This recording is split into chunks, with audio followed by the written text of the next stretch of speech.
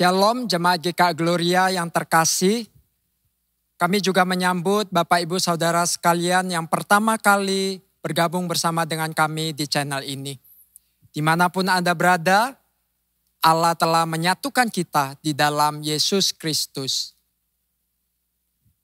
Allah memanggil kita saat ini untuk datang beribadah dengan anugerahnya. Mari datang beribadah bersama kepadanya. Selamat beribadah.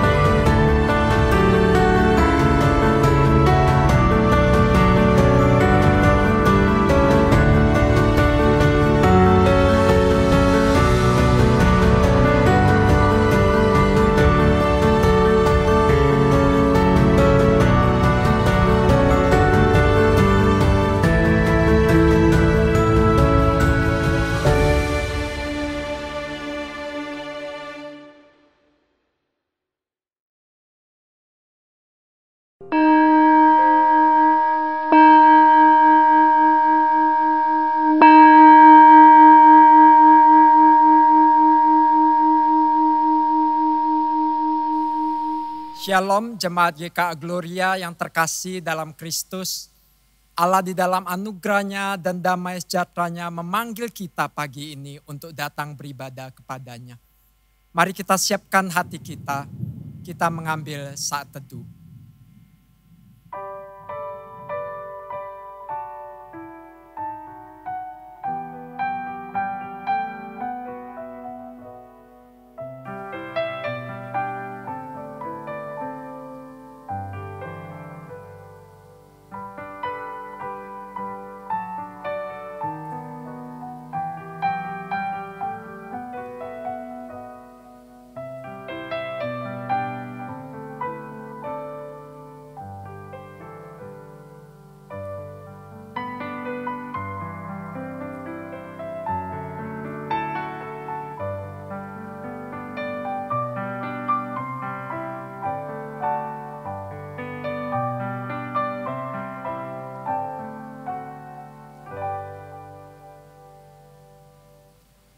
Pertolongan kita adalah dalam nama Tuhan yang menjadikan langit dan bumi.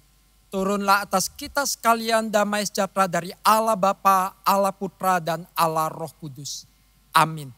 Hormat diberi.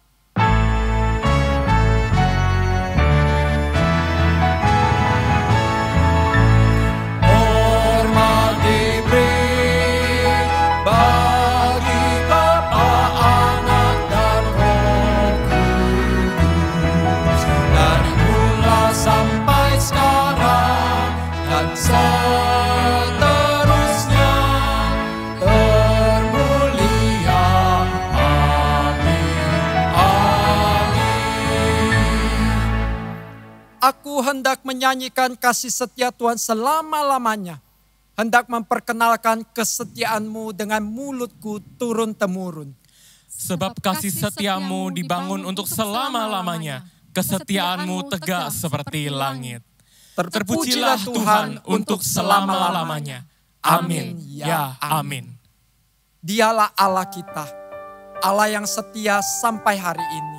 Setia untuk menyertai dan memelihara kita umatnya. Dia Allah, tetap Allah selama-lamanya. Betapa dahsyat Engkau Tuhan, Pencipta segala yang ada.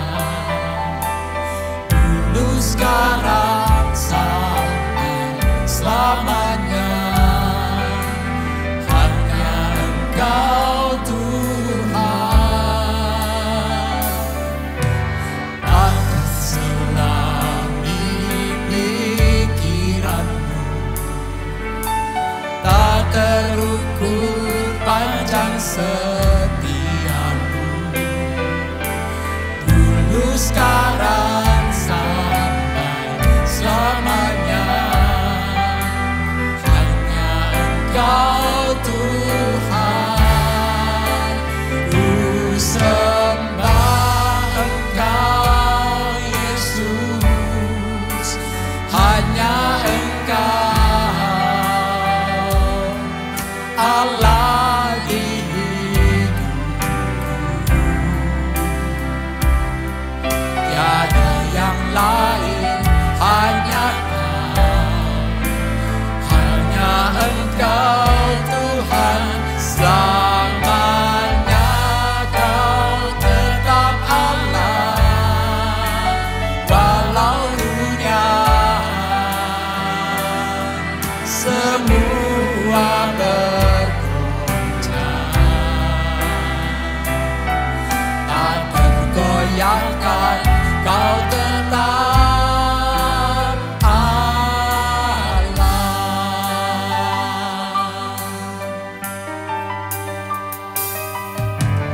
Betapa dahsyat Engkau Tuhan, Pencipta segala yang ada.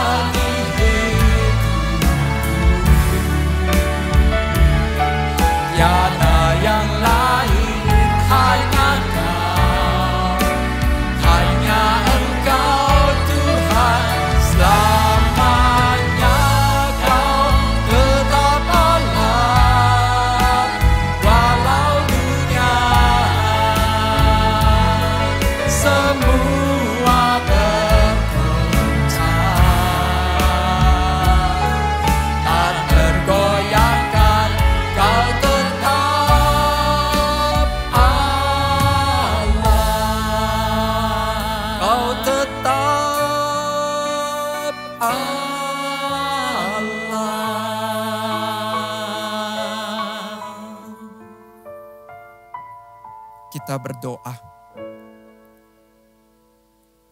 Allah yang setia, Allah yang mengasihi kami, Allah yang kami kasihi. Pagi ini kami datang bersujud menyembah di hadapan-Mu. Sungguh kami bersyukur untuk kesetiaan-Mu kepada kami. Kesetiaan yang selama-lamanya, yang tidak terukur oleh apapun. Tuhan, kami bersyukur untuk pemeliharaan, perlindungan. Tuhan, terima kasih kalau kami selalu boleh melihat tangan kuasa-Mu selalu nyata di dalam kehidupan kami, sekalipun di tengah masa yang sulit. Engkau Allah yang setia, namun kami umat-Mu sering tidak setia kepadamu. Kami seringkali berjalan menurut jalan kami dan keinginan kami. Kami seringkali tidak menjadi perpanjangan tangan kasih Tuhan. Tuhan, ampuni kami. Tuhan, kiranya berkenan menguduskan kami sekali lagi, agar kami sungguh boleh bertumbuh di dalam kekudusan dan kesetiaan, sebagaimana Engkau adalah Allah yang kudus dan yang setia selamanya. Tuhan, inilah doa dan permohonan kami. Di dalam nama Yesus kami berdoa. Amin. Dengarlah berita anugerah yang diambil dari 1 Yohanes 1 ayatnya yang ke-9. Jika kita mengaku dosa kita, maka Ia adalah setia dan adil sehingga Ia akan mengampuni segala dosa kita dan menyucikan kita dari segala kejahatan. Jemaat dipersilakan duduk.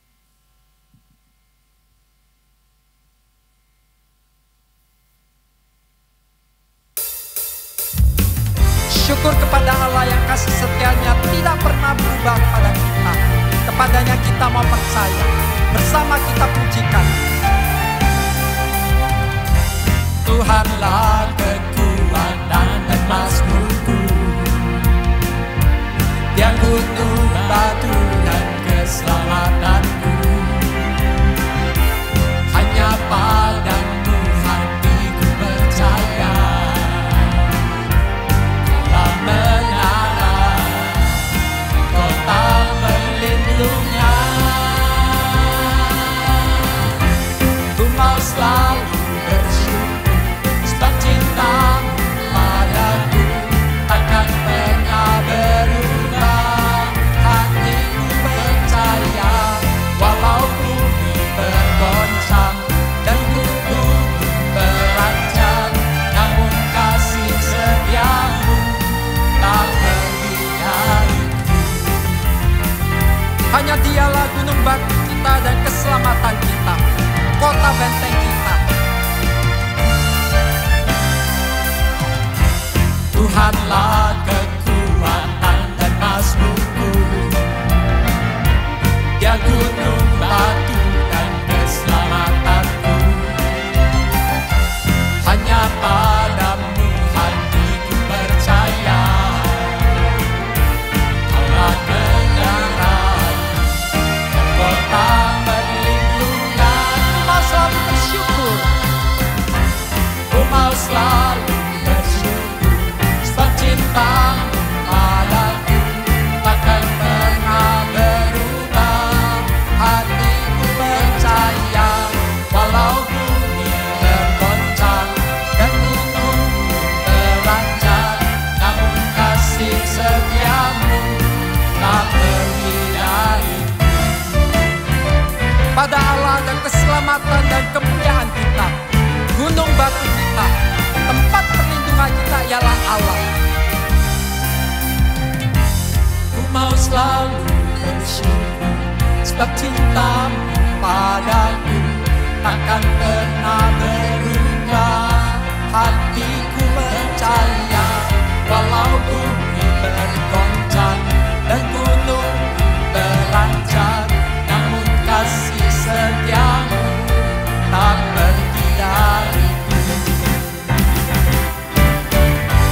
Ku mau selalu bersyukur sebab cintamu padaku takkan pernah berubah.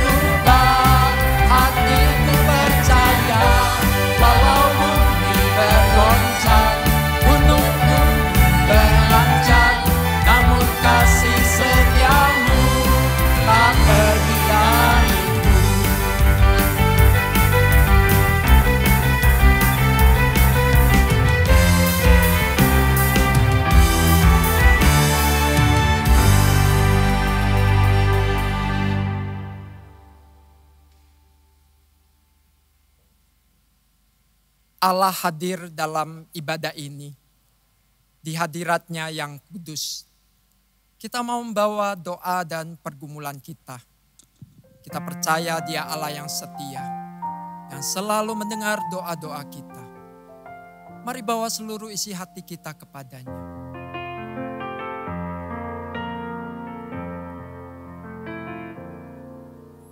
Tuhan hadir di bait kudusnya.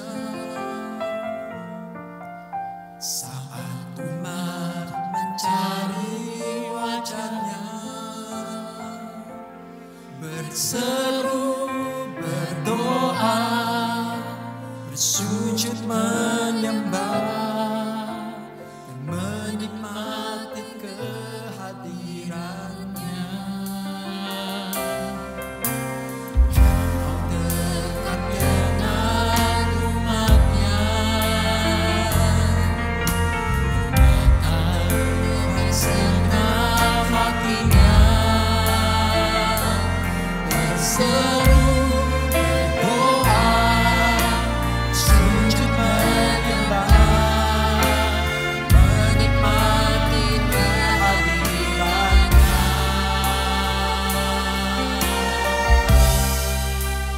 hadiratmu memenuhiku, hadirat kudusmu penuhi baitmu, dan ku tersungkur menyembahmu, yang ku nampak hanya kemuliaan.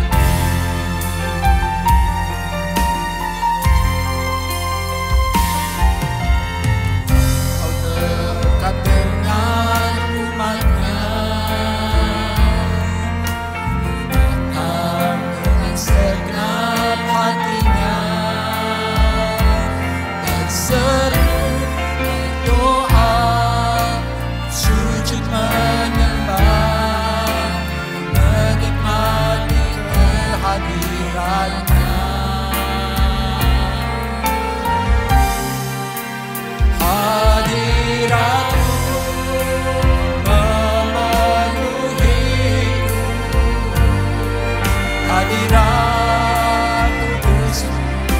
penuhi baitmu, dan ku tersungkur menyembahmu, yang ku nampak hanya kemuliaan. Hadiratmu memenuhiku, hadirat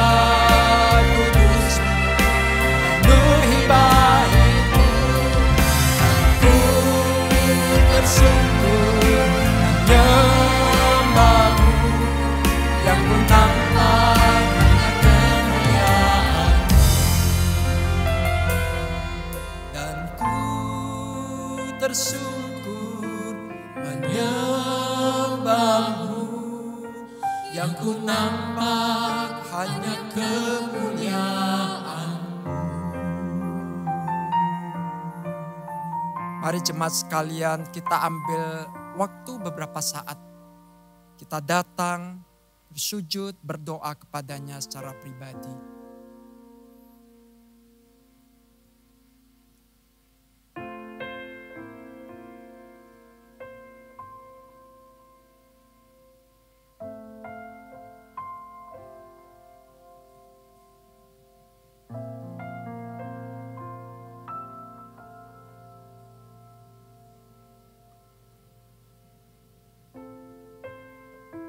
Di hadirat-Mu yang kudus ya Tuhan, kami percaya, kami yakin Kau hadir di sini. Sekalipun kami terpisah oleh ruang, tapi kami percaya dimanapun jemaat-Mu ada, di situ Engkau hadir. Bersama kami disatukan untuk boleh beribadah saat ini. Dan Engkau yang memenuhi dengan kehadiran-Mu. Dengan bersahati kami datang. Di tengah pergumulan hidup kami rindu melihat Engkau. Kami rindu melihat kemuliaan-Mu. Saat ini kami mengingat jemaat kami, saudara-saudari seiman kami yang sedang dalam pergumulan mengalami sakit penyakit. Baik mereka yang dalam perawatan di rumah maupun di rumah sakit. Tuhan, kiranya Engkau yang adalah tabib yang agung, yang sanggup menyembuhkan segala penyakit. Biarlah Engkau yang turun, memakai segala sarana pengobatan yang digunakan. Dan Engkau boleh memulihkan jemaat saudara kami. Dan untuk mereka yang terpapar COVID, biarlah Engkau yang beranugerah, menguatkan, menopang, menolong untuk melewati semua ini. Dan boleh memperoleh kesembuhan yang daripadamu. Tidak lupa kami berdoa untuk pemerintah kami. Di dalam segala pergumulan menghadapi segala kemelut yang ada akhir-akhir ini. Termasuk bencana yang terjadi. Bencana alam dan juga pandemi COVID yang belum selesai. Kami mohonkan hikmat yang daripada Tuhan. Kami mohonkan kekuatan yang daripada Tuhan. Supaya pemerintah kami sungguh boleh memikirkan bagaimana mengatasi semua ini. Tuhan beranugerahlah. Tolonglah bangsa kami untuk boleh pulih, untuk boleh diperbaiki sesuai dengan waktu, cara, dan kehendak Tuhan. Kami serahkan ke dalam tangan kasih Tuhan. Kami bawa seluruh doa dan permohonan kami sesuai dengan doa yang pernah diajarkan Tuhan Yesus kepada kami. Bapa kami yang di sorga, dikuduskanlah namamu. Datanglah kerajaanmu. Jadilah kehendak-Mu di bumi seperti di sorga. Berikanlah kepada kami hari ini makanan kami yang secukupnya. Dan ampunilah kami akan kesalahan kami, seperti kami juga mengampuni orang yang bersalah kepada kami.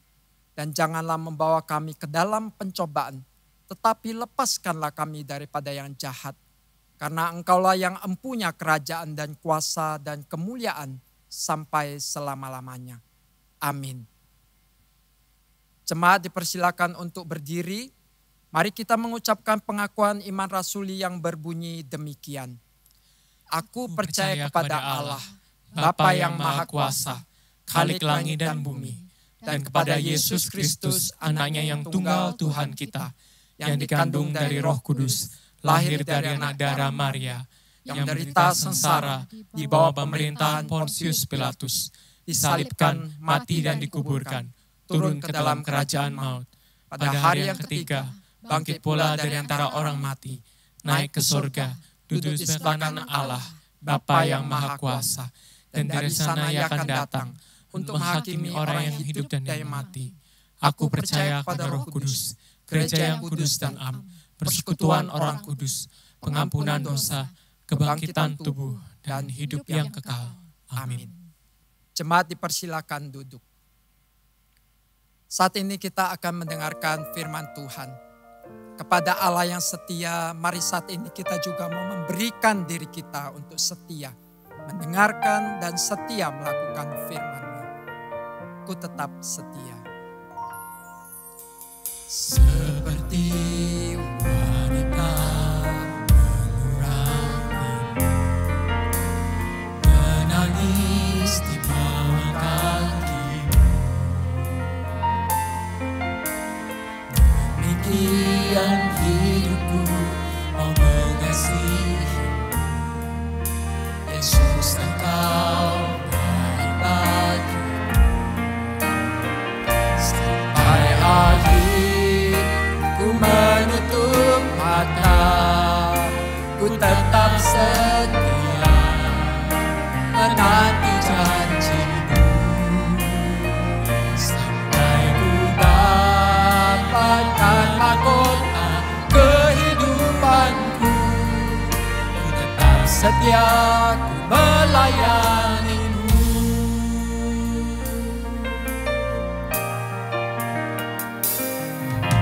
Seperti wanita mengurangi, menangis di bawah kaki-Mu. Demikian hidupku mau mengasihi Yesus, Engkau baik bagi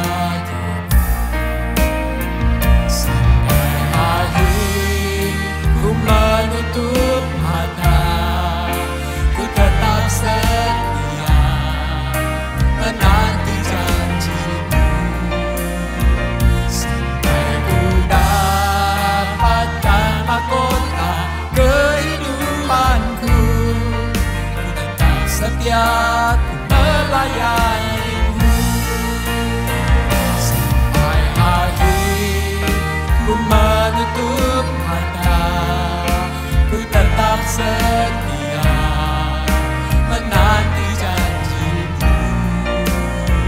Sampai ku dapatkan mahkota kehidupanku, ku tetap setia melayanimu.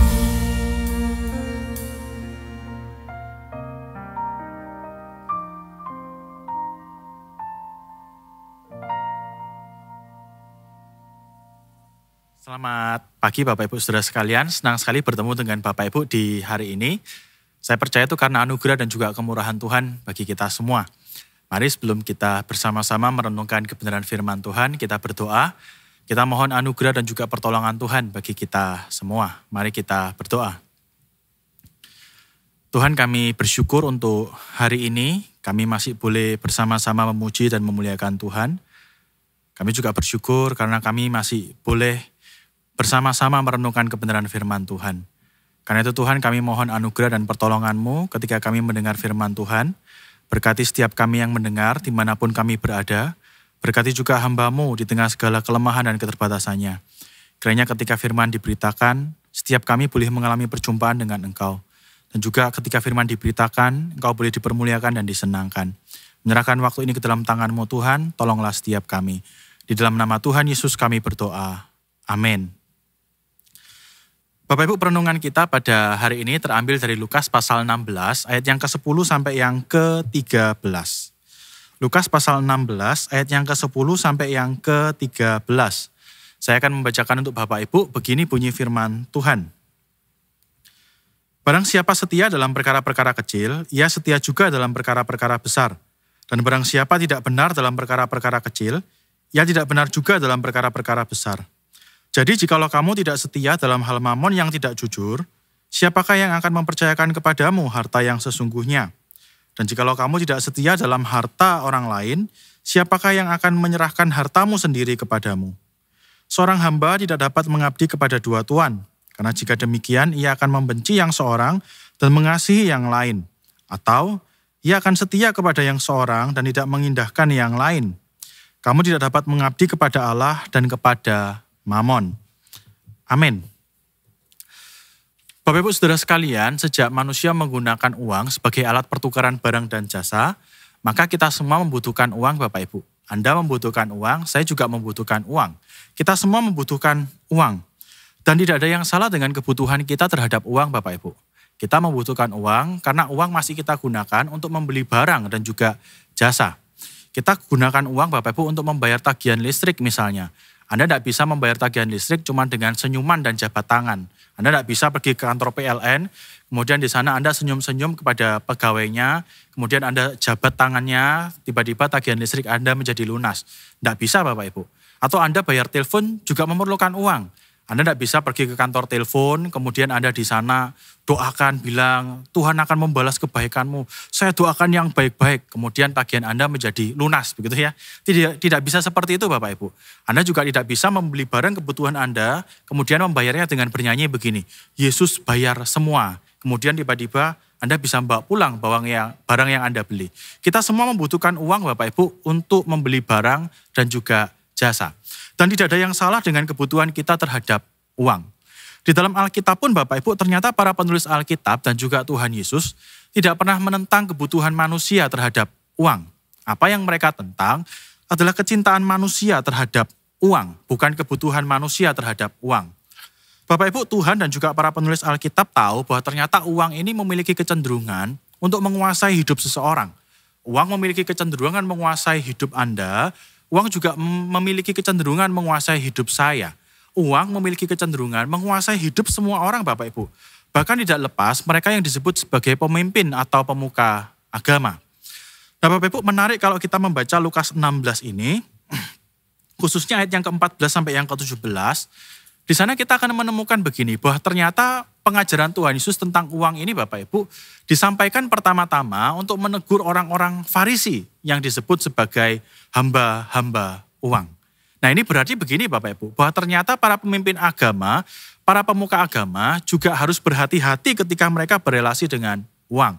Tuhan tahu Bapak Ibu bahwa ternyata para pemimpin agama juga lemah terhadap uang. Seringkali tanpa disadari mengubah fokus pelayanan mereka, fokus pengabdian mereka bukan lagi kepada Tuhan, tapi kepada uang. Itu sebabnya Bapak Ibu kita semua harus berhati-hati ketika kita berelasi dengan uang. Teman saya Bapak Ibu pernah menceritakan bahwa di gereja-gereja tertentu Bapak Ibu ada hamba-hamba Tuhan yang tingkat salamannya itu berbanding lurus dengan jumlah perpuluhan Anda. Ini bukan di GKA Gloria, percayalah. Karena hamba-hamba Tuhan di GKA Gloria semuanya baik-baik. Saya tahu hamba Tuhan di Gloria orang-orang yang berintegritas. Ini gereja yang jauh di sana, di antah berantah sana, begitu ya. Ada hamba-hamba Tuhan Bapak Ibu yang tingkat kehangatan salamannya berbanding lurus dengan jumlah perpuluhan Anda. Kalau Anda orang yang tidak mampu sehingga jumlah perpuluhan Anda sedikit, atau mungkin Anda orang yang mampu tapi malas kasih perpuluhan. Nah kalau salaman itu mungkin cuma sekedar nempel, cuma kayak gini ya. Nah kalau Anda orang yang lumayan mampu dan rajin kasih perpuluhan dan jumlah perpuluhannya cukup besar, maka kalau salaman pasti salamannya lebih hangat ya. Jadi mulai dipegang. Kalau Anda orang yang kaya dan kayanya itu pakai banget, kayanya itu kebangetan, kemudian Anda juga rajin kasih perpuluhan, rajin kasih persembahan syukur kepada gereja, maka kalau salaman itu mungkin bukan cuman digenggam ya, kalau perlu katanya orang Jawa diperkes tangan Anda gitu ya, ditanya kabarnya gimana, baik atau tidak gitu ya. Perlakuannya istimewa karena rajin kasih perpuluhan. Bapak Ibu kita semua harus berhati-hati sekali lagi ketika kita berelasi dengan uang. Ketika mengelola uang kita semua harus berhati-hati. Termasuk di dalam bagian ini Bapak Ibu Tuhan Yesus juga mengingatkan kita. Kita harus berhati-hati ketika berelasi dengan uang. Kita harus berhati-hati ketika kita mengelola uang. Karena ternyata cara kita berelasi dengan uang atau mengelola uang akan mempengaruhi kehidupan kita di dalam kekekalan Bapak Ibu. Secara khusus begini, cara kita mengelola uang, cara kita berelasi dengan uang akan menentukan pahala yang kita terima di dalam kekekalan. Bapak Ibu di ayat yang ke-10 tadi Tuhan Yesus mengutip sebuah pepatah, Tuhan katakan begini, orang-orang yang setia di dalam perkara yang kecil akan setia juga di dalam perkara yang besar. Sedangkan mereka yang tidak setia di dalam perkara yang kecil, mereka juga akan menjadi orang-orang yang tidak setia di dalam perkara yang besar. Nah dari sana Bapak Ibu di ayat yang ke-11 Tuhan itu menarik aplikasinya. Tuhan katakan begini, kalau kita tidak setia dalam pengelolaan uang, ini perkara yang kecil uang ini, maka Tuhan katakan begini, bagaimana mungkin Tuhan akan memberikan perkara yang besar kepada kita. Maksudnya begini, kalau kita tidak setia dalam hal mengelola uang, kita tidak bisa mengelola harta yang Tuhan percayakan kepada kita dengan baik, bagaimana mungkin Tuhan itu akan mempercayakan harta yang kekal itu kepada kita. Di ayat yang ke-12 Tuhan mengulang lagi idenya, Tuhan katakan begini, kalau kita tidak setia dalam harta orang lain, maksudnya harta yang Tuhan percayakan kepada kita, bagaimana mungkin Tuhan akan mempercayakan harta surgawi itu kepada kita. Dengan kata lain Bapak Ibu Tuhan hendak menegaskan kepada kita begini, bahwa ternyata cara kita mengelola uang, cara kita berelasi dengan uang, memiliki dampak terhadap pahala yang akan kita terima di dalam kekekalan. Nah karena itu Bapak Ibu Tuhan menuntut setiap kita, anak-anaknya menjadi pengelola-pengelola uang yang baik. Pengelola-pengelola harta yang baik, yang bijak, yang benar di mata Tuhan. Nah tapi pertanyaannya bagaimana kita bisa menjadi pengelola harta yang baik di mata Tuhan? Bapak Ibu di dalam bagian yang kita baca ini di dalam Lukas pasal 16, setidaknya ada 2 prinsip yang bisa kita pelajari kalau kita ingin menjadi pengelola harta yang baik di mata Tuhan. Prinsip yang pertama begini Bapak Ibu, kalau Anda ingin menjadi pengelola harta yang baik di hadapan Tuhan, atau orang-orang yang setia di dalam perkara yang kecil menggunakan bahasa tema kita, maka Tuhan ingatkan begini, Anda harus mulai dengan menyadari bahwa Anda ini adalah pengelola, bukan pemilik. Sekali lagi saya ulangi Bapak Ibu, kalau Anda ingin menjadi pengelola harta yang baik di hadapan Tuhan, Anda harus sungguh-sungguh sadar bahwa Anda ini adalah pengelola dan bukan pemilik. Bapak Ibu menurut saya bukan sebuah kebetulan, di dalam bagian sebelumnya ayat yang pertama sampai yang ke-9, di sana Tuhan itu memakai perumpamaan tentang seorang pengelola harta, seorang bendahara. Menurut saya bukan kebetulan Bapak Ibu. Lewat perumpamaan ini Tuhan ingin mengajarkan kepada kita semua Bapak Ibu bahwa ternyata kita ini adalah pengelola harta. Kita ini bukan pemilik harta yang ada di tangan kita hari ini. Harta yang ada pada kita hari ini adalah milik orang lain, miliknya Allah yang Allah percayakan kepada kita. Bapak Ibu ingatlah bahwa semua yang kita miliki hari ini, semua yang ada di tangan kita hari ini bukanlah milik kita. itu miliknya Allah. Bapak Ibu, miliknya Allah itu bukan cuma perpuluhanmu ya. Jadi jangan pernah berpikir bahwa ternyata miliknya Allah cuma perpuluhanmu dan sisanya yang 90% itu milik Anda yang tidak boleh lagi diotak-atik oleh Allah. Bukan, itu bukan ajaran Alkitab. Alkitab mengajarkan kepada kita semua yang kita miliki dan bukan hanya perpuluhan kita, itu adalah miliknya Allah. Semua yang ada di tangan kita hari ini Bapak Ibu, itu adalah miliknya Allah. Rumahmu, hartamu, kendaraanmu, semua yang Anda miliki itu adalah miliknya Allah.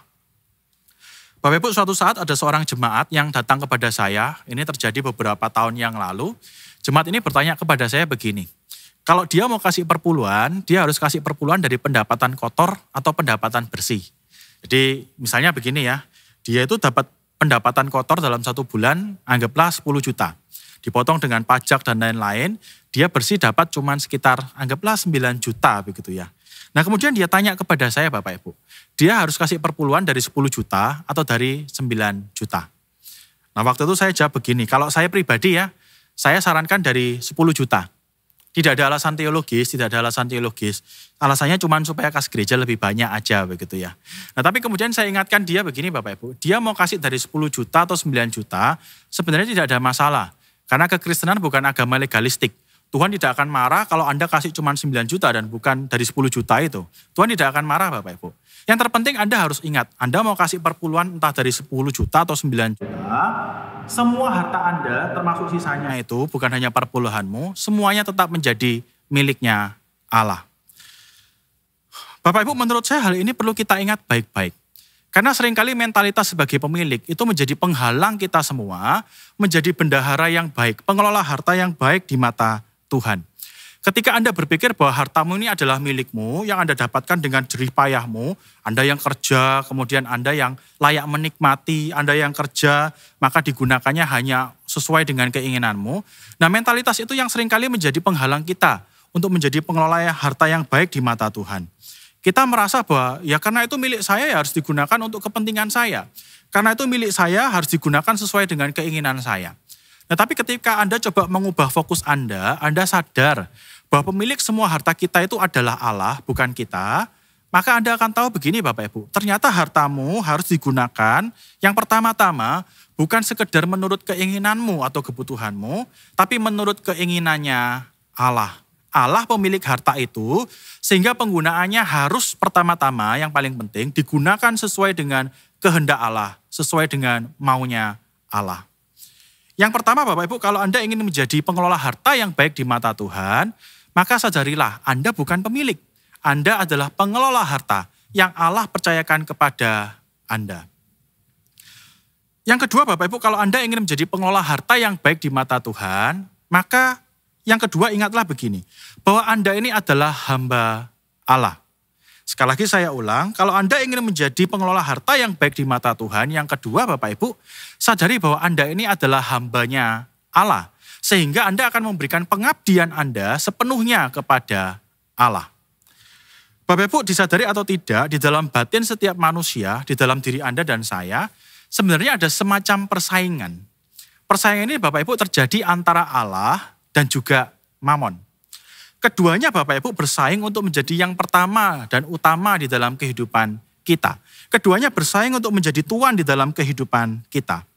Nah problemnya Tuhan tadi katakan bahwa kita tidak bisa mengabdi kepada Tuhan. Sehingga Anda harus memilih salah satu sebagai tuan atas kehidupanmu. Kalau Anda ingin menjadi pengelola harta yang baik di mata Tuhan, maka tentu saja Anda harus menjadikan Allah sebagai tuan dalam kehidupanmu.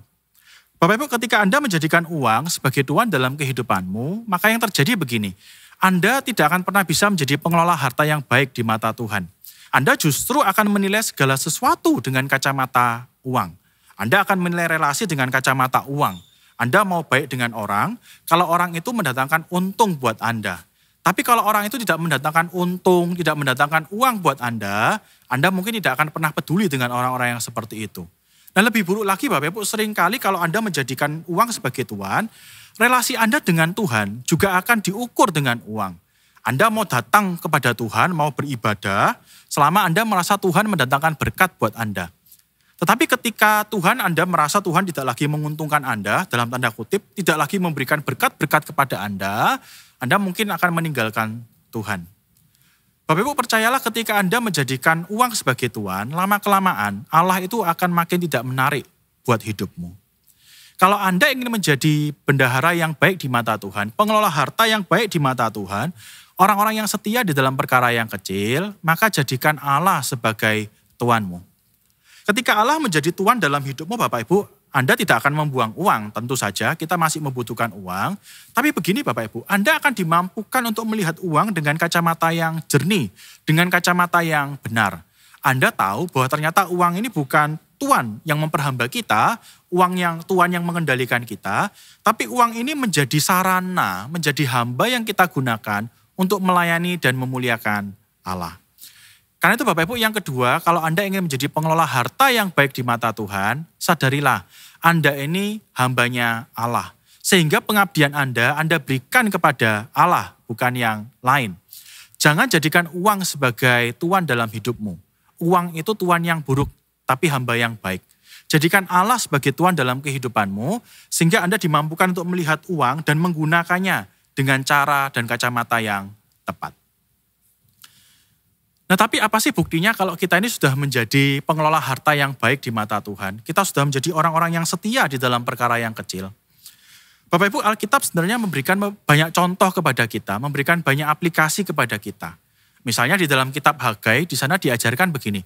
Salah satu bukti bahwa kita ini sudah menjadi pengelola harta yang baik adalah perhatian kita terhadap rumah Allah. Apakah kita memperhatikan rumah Allah atau tidak, itu menunjukkan apakah kita menjadi pengelola harta yang baik atau tidak. Nah tetapi di dalam konteks Lukas 16 ini Bapak Ibu, menurut saya bagian terakhir dari pasal ini memberikan aplikasinya kepada kita.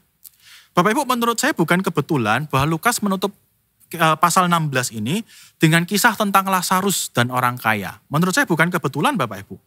Lewat kisah ini, Lukas ingin mengajarkan kepada kita Bapak Ibu, bahwa ternyata begini, salah satu bukti bahwa kita ini sudah menjadi pengelola harta yang baik di mata Tuhan, menjadi orang-orang yang setia di dalam perkara yang kecil adalah begini.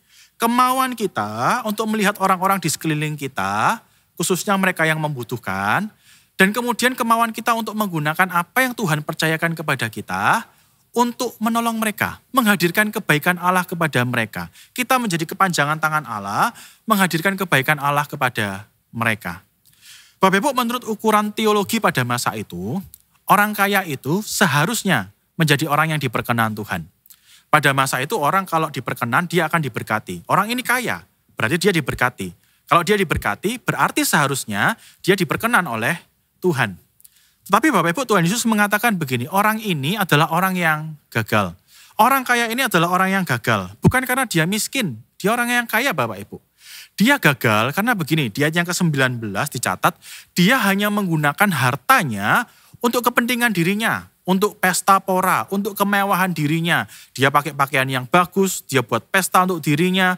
Dia juga gunakan uang itu Bapak Ibu hanya untuk kesenangan dirinya, untuk kemewahan dirinya. Dia tidak pernah menggunakan apa yang Tuhan berikan kepada dia untuk menghadirkan kebaikan kepada orang lain. Khususnya dalam konteks ini kepada Lazarus. Bapak Ibu, hal ini sesuai dengan ajaran Tuhan Yesus di dalam banyak bagian yang lain. Di dalam Matius pasal yang ke-19 misalnya, di sana Tuhan Yesus ketika bertemu dengan seorang muda yang kaya, Tuhan katakan begini, kalau kamu ingin memperoleh hidup yang kekal, Tuhan katakan begini, jual semua hartamu, jual semua hartamu. Nah setelah dijual Tuhan tidak bilang begini, setelah dijual didepositokan ya. Tidak, Tuhan tidak bilang begitu. Tuhan juga tidak bilang begini, setelah dijual tolong uangnya dikasih saya. Tidak Bapak Ibu, Tuhan tidak bilang begitu. Yang bilang begitu itu mungkin pendeta dari gereja tetangga gitu ya.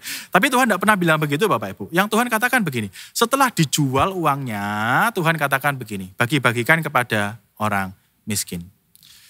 Bapak Ibu, Tuhan mengajar kepada kita bahwa ternyata salah satu bukti bahwa kita sudah menjadi bendahara yang baik, pengelola harta yang baik di mata Tuhan, atau orang-orang yang setia di dalam perkara yang kecil ini, adalah kemauan kita untuk memperhatikan orang-orang di sekeliling kita, dan menggunakan apa yang Tuhan percayakan kepada kita untuk menghadirkan kebaikan kepada mereka. Karena itu Bapak Ibu, kalau hari ini Anda sungguh-sungguh ingin menjadi orang-orang yang setia di dalam perkara yang kecil, menjadi pengelola harta yang baik di mata Tuhan, mulailah Bapak Ibu dengan memperhatikan orang-orang di sekelilingmu. Lihat orang-orang di sekelilingmu. Ada banyak orang yang membutuhkan di sekelilingmu. Nah setelah Anda tahu ada orang-orang yang membutuhkan, gunakan apa yang Tuhan percayakan di tanganmu ini untuk menghadirkan kebaikan bagi mereka, untuk menolong mereka. Bapak Ibu jangan hanya menggunakan hartamu hanya untuk dirimu sendiri. Belajarlah memperhatikan orang lain Bapak Ibu. Saya selalu katakan kepada jemaat, kalau Anda berani keluar uang untuk dirimu, keluar banyak untuk dirimu, Anda juga harus berani keluar banyak untuk orang lain. Kalau Anda berani keluar banyak untuk kesenanganmu, ya, untuk kesenangan dirimu, maka Anda juga harus berani keluar banyak untuk kebaikan orang lain.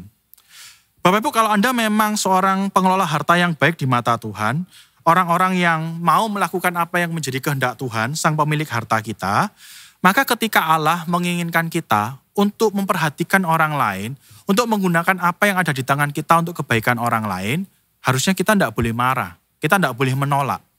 Kalau memang kita adalah pengelola harta yang baik di mata Tuhan, orang-orang yang fokusnya menyenangkan Tuhan, melayani Tuhan, maka ketika Tuhan yang kita layani itu Bapak Ibu menuntut kita untuk mengeluarkan harta kita untuk berbagi, kita seharusnya tidak boleh marah. Selama itu menyenangkan Tuhan yang kita layani, kita mau mengeluarkan harta kita. Karena kita tahu itu menyenangkan dan memuliakan Dia. Sekali lagi Bapak Ibu, bukti bahwa kita sudah menjadi pengelola harta yang baik di mata Tuhan adalah kemauan kita, kesediaan kita untuk memperhatikan orang lain dan menggunakan apa yang Tuhan percayakan kepada kita untuk menghadirkan kebaikan Allah kepada mereka.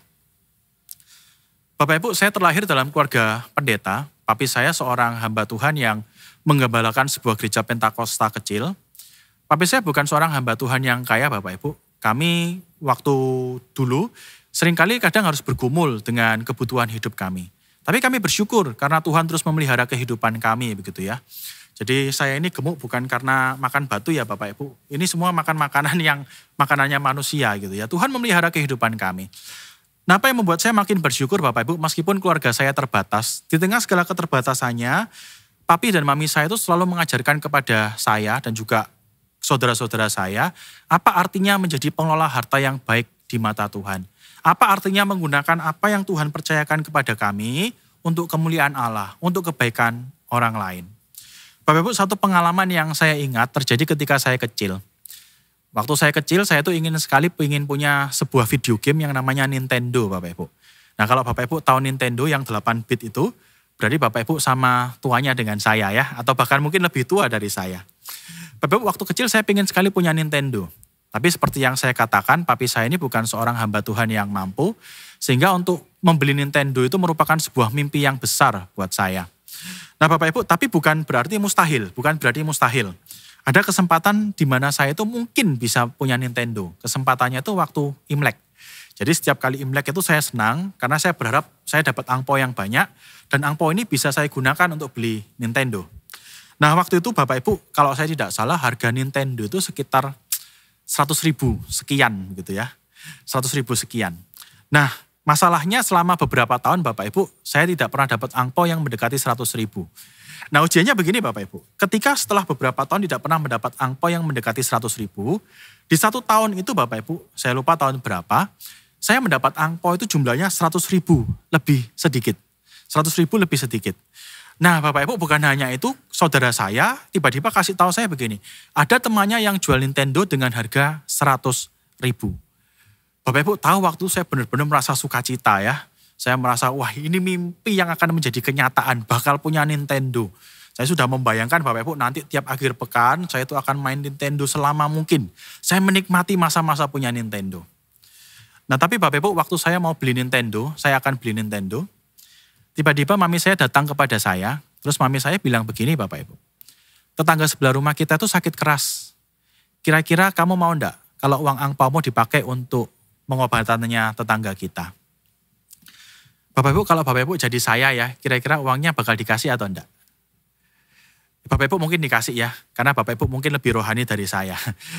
Tapi waktu itu saya bergumul Bapak Ibu. Saya merasa begini, setelah bertahun-tahun pengen punya, tidak bisa punya.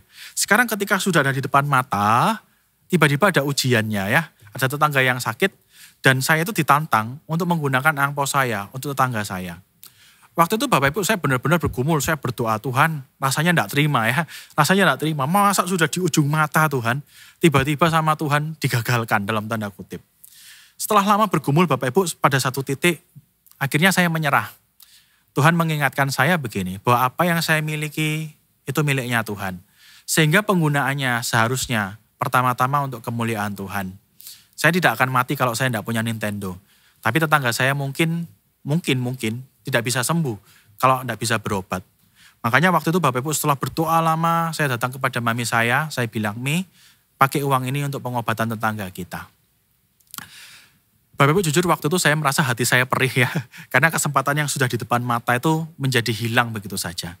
Tapi saya tahu Bapak Ibu di saat yang sama, Tuhan tersenyum kepada saya.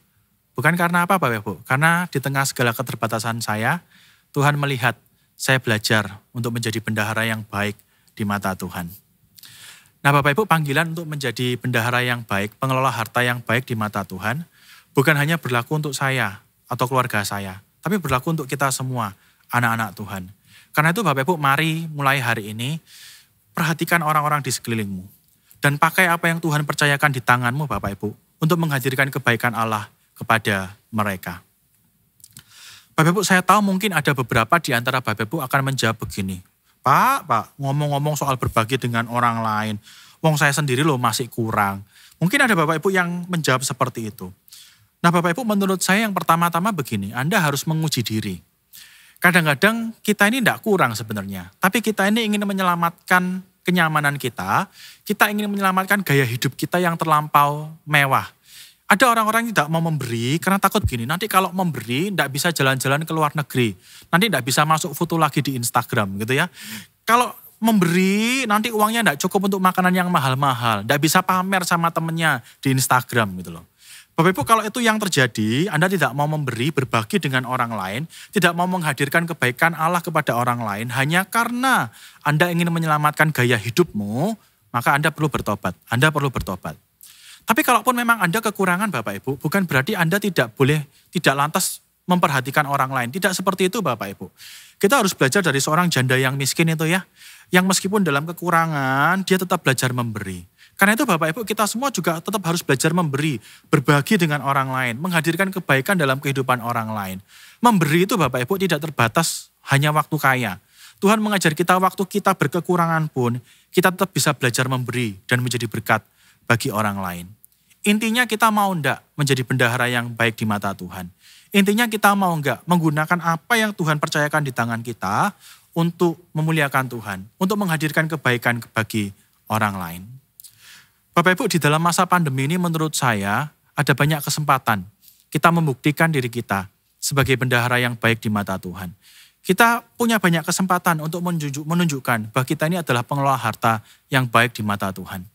Bapak Ibu, saya sejujurnya cukup terpukau begitu ya dengan apa yang dilakukan oleh anak-anak pemuda saya di GKA Gloria Rungkut. Jadi anak-anak pemuda ini Bapak Ibu, mereka itu yang mereka lakukan begini, salah satu langkah luar biasa yang mereka lakukan, mereka beli makanan dari jemaat atau barang-barang dari jemaat, tapi setelah dibeli tidak mereka gunakan untuk diri mereka sendiri. Mereka gunakan makanan itu atau mungkin barang itu, mereka berikan kepada orang-orang lain yang membutuhkan. Nah Bapak Ibu, Anda mungkin bisa melakukan hal yang sama atau Anda bisa melakukan hal yang lain. Tapi yang jelas saya berdoa Bapak Ibu, di dalam masa-masa pandemi ini Anda semakin tergugah untuk menjadi pengelola harta yang baik di mata Tuhan. Yang menggunakan apa yang Tuhan percayakan kepada kita. Bukan hanya untuk kepentingan kita, tapi juga untuk kepentingan orang lain, untuk kebaikan orang lain. Bapak Ibu, ingatlah di dalam kekristenan tidak ada mentalitas ini duit-duit saya, tidak ada. Ini duit-duitnya Tuhan. Sehingga harus kita gunakan untuk kemuliaan Tuhan, sesuai dengan kehendak Tuhan, dan untuk kebaikan sesama kita. Sekali lagi Bapak Ibu, pandemi ini menyediakan kepada kita kesempatan yang luas untuk kita menunjukkan diri kita, membuktikan diri kita, apakah kita sudah sungguh-sungguh menjadi pengelola harta yang baik di mata Tuhan. Saya berdoa supaya Anda sungguh-sungguh diubah oleh kebenaran firman Tuhan. Anda sadar bahwa Anda ini bukan pemilik harta Anda. Anda adalah pengelola harta Anda.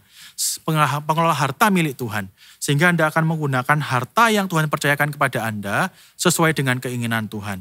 Saya berdoa Anda disadarkan bahwa Anda itu adalah orang-orang yang sedang melayani Tuhan. Sehingga Anda bukan diperhamba atau diikat oleh uang. Tapi Anda menggunakan uang Anda, harta Anda untuk melayani dan memuliakan Tuhan. Termasuk juga berbagi kepada orang lain. Menghadirkan kebaikan Allah kepada orang lain. Saya berdoa supaya kita semua boleh menggunakan harta kita dengan baik. Sehingga ketika nanti kita bertemu dengan Tuhan, kita didapati sebagai orang-orang yang setia di hadapan Tuhan. Sebagai hamba-hamba yang setia, yang sudah mengerjakan tanggung jawab kita dengan baik. Yang mengelola harta yang Tuhan percaya kepada kita dengan baik. Yang menggunakannya bukan hanya untuk kepentingan diri kita sendiri, bukan hanya untuk kesenangan diri kita sendiri, tapi juga untuk menghadirkan kebaikan Allah kepada orang lain, khususnya kepada mereka yang membutuhkan. Mari kita berdoa. Tuhan, meskipun firman-Mu berhenti disampaikan, tapi kami berdoa supaya kebenaran firman-Mu ini mengubah setiap kami, Tuhan. Agar setiap kami didorong untuk menjadi pengelola harta yang baik di mata Tuhan. Menjadi orang-orang yang setia di dalam perkara yang kecil. Ampuni kami Tuhan ketika kami menggunakan apa yang kami miliki hanya untuk kepentingan kami, untuk kesenangan kami. Dan kami tidak pernah peduli dengan orang lain. Tapi hari ini kiranya Roh Kudus mengubah setiap kami, agar kami tidak hanya melihat pada diri kami sendiri, tapi kami juga belajar untuk melihat orang lain. Dan juga menghadirkan kebaikan Allah kepada mereka, melalui apa yang Allah percayakan kepada kami. Tolonglah kami yang lemah ini Tuhan, kami butuh anugerah-Mu, sehingga kami bukan hanya menjadi pendengar firman-Mu, tapi sungguh-sungguh menjadi orang-orang yang melakukan kebenaran firman-Mu. Terpuji nama-Mu ya Bapa, dengar doa kami. Di dalam nama Tuhan Yesus kami berdoa. Amin. Tuhan memberkati. Kepada Allah yang setia selamanya, kita pun mau berkomitmen untuk setia. Kita mau mempersembahkan diri kita hanya untuk melayani Dia selamanya. Sebagai wujud persembahan diri, kita mau membawa persembahan kita saat ini. Jemaat bisa memberikan persembahan dengan cara scan QRIS gereja masing-masing atau transfer ke rekening yang akan ditampilkan berikut ini. Mari kita bawa persembahan kita kepada Tuhan.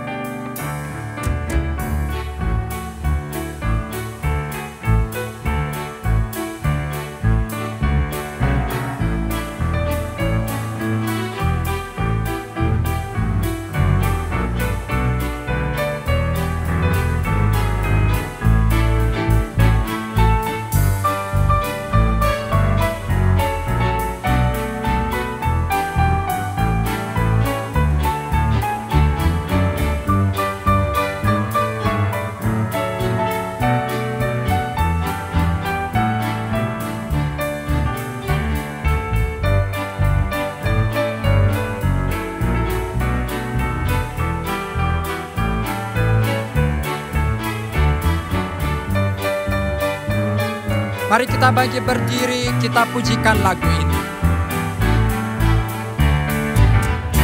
Minggukah kau hidup yang melimpah dari Tuhanmu dan segala yang kau perlu. Percayalah pada Bapa dan sesuai janjinya kan genap atas dirimu. Memenuhi hari ini di hatimu, limpahlah pialamu seperti janji Tuhanmu.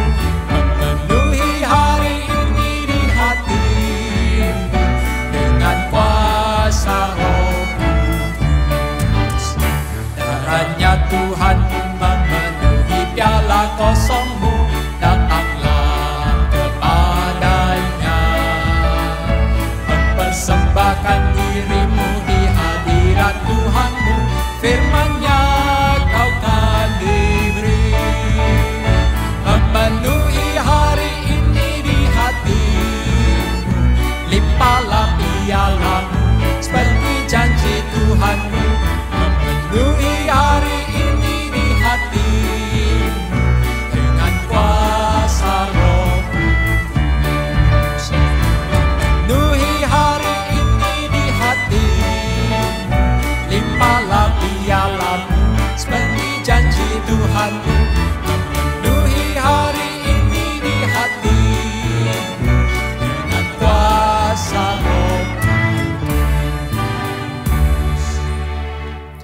Mari kita membawa persembahan kita ke dalam doa.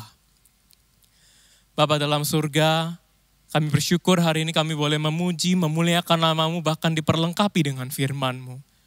Bapa, itu semua merupakan anugerah yang besar dari Engkau. Berikut kami telah memberikan persembahan kami, sebagai simbol juga sebagai persembahan diri kami. Bapa, kiranya Engkau mengingat setiap tangan-tangan yang telah memberi. Kiranya Kau sertai dan mengingat mereka selalu. Kiranya persembahan-persembahan yang telah diberikan ini juga dapat dipakai untuk memperluas kerajaan-Mu, untuk memperluas kuasa-Mu dalam dunia ini. Terima kasih Tuhan, ini doa kami, hanya dalam nama Tuhan Yesus kami berdoa mengucap syukur. Amin. Bagi Dia satu-satunya Allah yang penuh hikmat oleh Yesus Kristus, segala kemuliaan sampai selama-lamanya. Amin.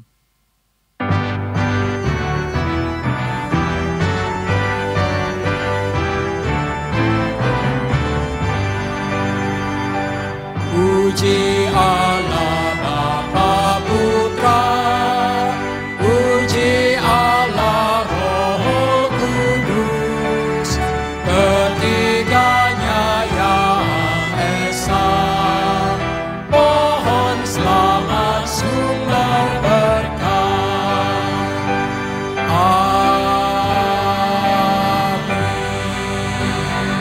Bapak Ibu yang dikasihi Tuhan, kita akan mengakhiri kebaktian kita pada hari ini. Mari kita mengarahkan hati dan pikiran kita kepada Tuhan dan kita akan menerima berkat darinya. Kiranya berkat dan kasih yang kekal dari Allah Bapa, anugerah keselamatan di dalam Kristus Yesus Tuhan, kekuatan penghiburan dan penyertaan dari Allah Roh Kudus menyertai saudara sekalian, mulai hari ini hingga kedatangan Tuhan Yesus yang kedua kalinya. Dan dimanapun saudara berada, boleh menjadi saksi-saksi bagi Tuhan dan hidup memuliakan Tuhan sampai selama-lamanya. Amin.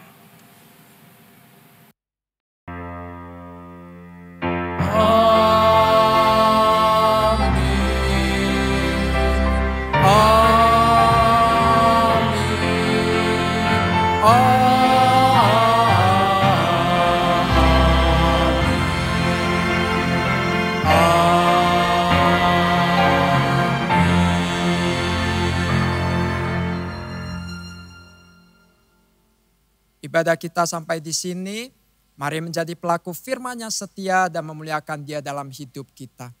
Jemaat dipersilakan duduk, selamat hari Minggu, Tuhan Yesus memberkati.